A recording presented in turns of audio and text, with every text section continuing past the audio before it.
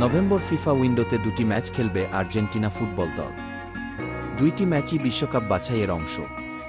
আগামী 15 নভেম্বর প্রথম ম্যাচে প্যারাগুয়ের মুখোমুখি হবে আলবিসেলেস্তেরা। দক্ষিণ আমেরিকার অঞ্চলের বিশ্বকাপ বাছাইয়ের দ্বিতীয় পর্ব চলছে। এই ম্যাচে বিশ্ব চ্যাম্পিয়নদের আতিথ্য দেবে প্যারাগুয়ে। বাংলাদেশ সময় শুক্রবার ম্যাচটি শুরু হবে ভোর 5:30টায়।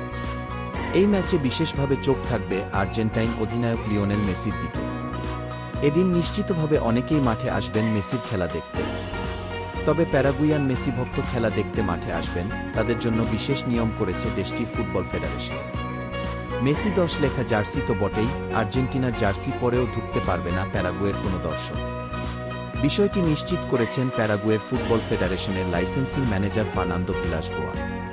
তিনি বলেছেন, আমরা এরই মধ্যে স্থানীয় পর্যায়ে সতর্কবার্তা দিয়েছি। আমরা প্যারাগুয়ে কিংবা নিরপেক্ষ জার্সি ছাড়া গ্যালারির স্বাগতিক সমর্থকদের অংশে প্রবেশের অনুমতি দেব না। প্রতিপক্ষের জার্সি পরে যারা আসবেন তারা থাকতে পারবেন না। ফুটবল ভিত্তিক সংবাদ মাধ্যম গোল.com প্যারাগুয়ের ফুটবল ফেডারেশনের এই নিয়মকে বলছে অ্যান্টি লিওনেল মেসি ব্যবস্থা। মেসির সঙ্গে এই নিয়ম সম্পৃক্ত থাকার আভাস অবশ্য ভিলাস-বোয়ার পরের কথাটিতেই পাওয়া যায়। যেসব ক্লাবের জার্সিতে প্রতিপক্ষ দলের খেলোয়াড়দের নাম থাকবে সেগুলোকেও আমরা অনুমতি দেব না। আর্জেন্টাইন অধিনায়ক মেসির কারণে গ্যালারিতে তার দলের জার্সি নিষিদ্ধ করার কথা এবারই প্রথম নয়। এর আগে 2023 সালের মার্চে ইন্টার মায়ামির বিপক্ষে কনকাকাফ চ্যাম্পিয়ন কাপের ম্যাচে গ্যালারির নির্দিষ্ট কিছু অংশে প্রতিপক্ষের জার্সি নিষিদ্ধ করেছিল ন্যাশভিলে।